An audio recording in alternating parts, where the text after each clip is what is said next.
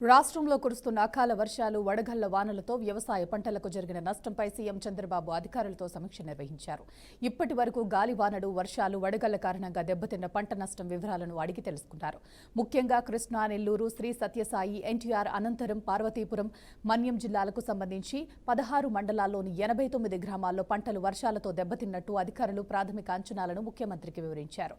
384 హెక్టార్లలో వరి, 630 హెక్టార్లలో మొక్కజొన్న, 200 హెక్టార్లలో మినుమ వంటి పంటలకు నష్టం వాటిల్లినట్టు తెలిపారు. రాష్ట్రంలో పూర్తి స్థాయిలో పంట నష్టం వివరాలు సేకరించాలని అధికారులకు సీఎం చంద్రబాబు సూచించారు.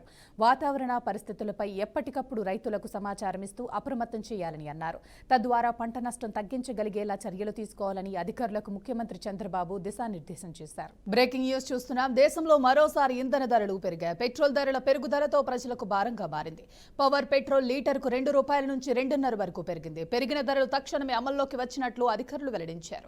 అయితే సాధారణ పెట్రోల్ రేటు మాత్రం పెరగలేదు. మధ్యప్రాచ్య యుద్ధ కారణంగా ఈ ధరలు పెరిగినట్లు తెలుస్తోంది. దేశంలో మరోసారి ఇంధన ధరలు పెరిగాయి. పెట్రోల్ ధరల పెరుగుదలతో ప్రజలకు భారంగా మారింది. పవర్ పెట్రోల్ లీటర్కు ₹2 నుంచి 2.5 వరకు పెరిగింది. పెరిగిన ధరలు తక్షణమే అమల్లోకి వచ్చినట్లు అధికారులు వెల్లడించారు.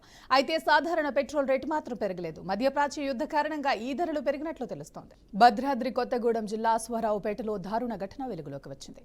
4 ఏళ్ల చిన్నారిపై 14 ఏళ్ల బాలుడు అఘాయిత్యం చేసిన ఘటన ఆలస్యంగా బయటపడింది. కొత్తగూడెం మున్సిపాలిటీలోని 1వ వార్డుకు చెందిన చిన్నారిని బాలుడు ఇంటి వద్ద ఆడిస్తానని తీసుకెళ్లినట్లు సమాచారం. అనంతరం చిన్నారి ఇంటికి తిరిగి వచ్చిన తర్వాత అస్వస్థతకు గురవడంతో కుటుంబ సభ్యులు ఆరా తీయగా ఘటన వెలుగులోకి వచ్చింది.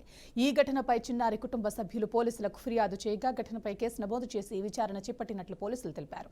మైనర్లకు సంబంధించిన కేసు కావడంతో వివరాలను గోప్యంగా ఉంచి దర్యాప్తు కొనసాగిస్తున్నట్లు అధికారులు స్పష్టం చేశారు.